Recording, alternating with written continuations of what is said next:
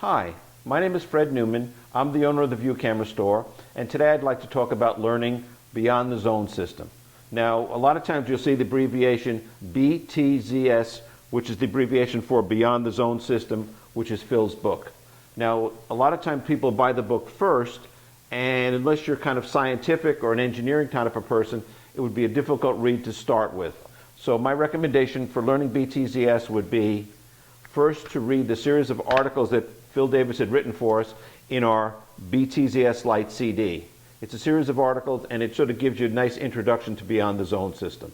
And I think it's a great way to start. Next, I'd recommend watching the video. It's a 2-hour video that Phil did many years ago, and it goes through a workshop, actually, of learning all the BTZS from the film testing, the paper testing, a little bit about metering, a little bit about using the plotter program. So it's a good watch because it'll really get you up started very quickly, but it'll also introduce you to all the terms so you'll be more familiar with them when you read the book. So I suggest it's a good idea to to watch this, and if you're not quite sure of something, just replay it again. So this would be what I'd recommend, number 2. And then number 3 is actually read the book and go through it all. Another thing I'd recommend is the DMAX newsletter. The DMAX newsletter had 10 volumes and had a number of really good articles, majority written by Phil Davis, a few articles written by me. And they have actual film tests, so you can see actual different film and developer combination. There's a great article by Phil when he did all the reciprocity.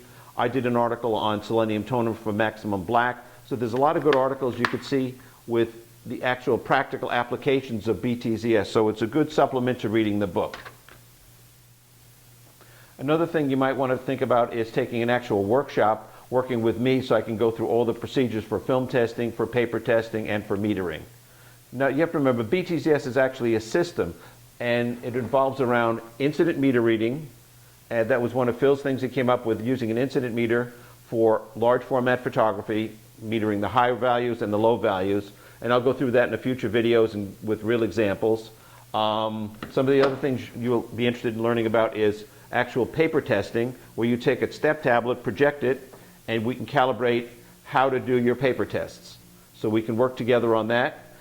This is a projection paper test. This is what a contact print paper test looks like. So depending whether you're enlarging or you're doing contact printing, those are the two tests. And the same, we do the film testing together. And I can help you with all that stuff. Let me just grab one here, what it looks like. This is what a film test actually looks like. And we do a series of these. In the future, I'll be going over more details on the Expo Dev and the plotter program.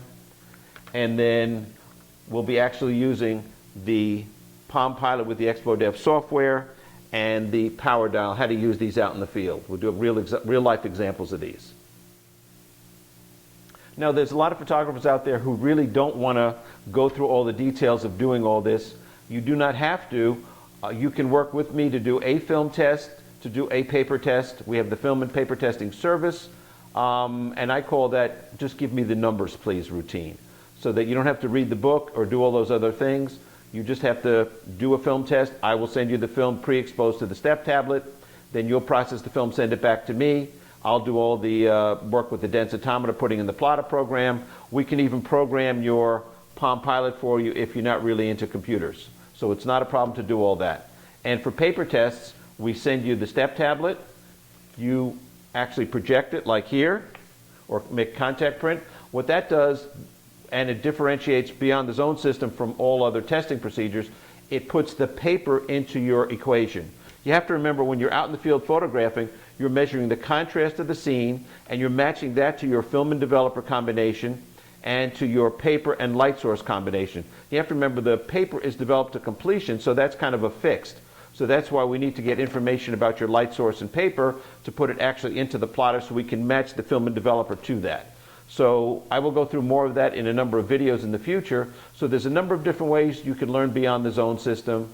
As I say, if you need help or have questions, you can always email or call me.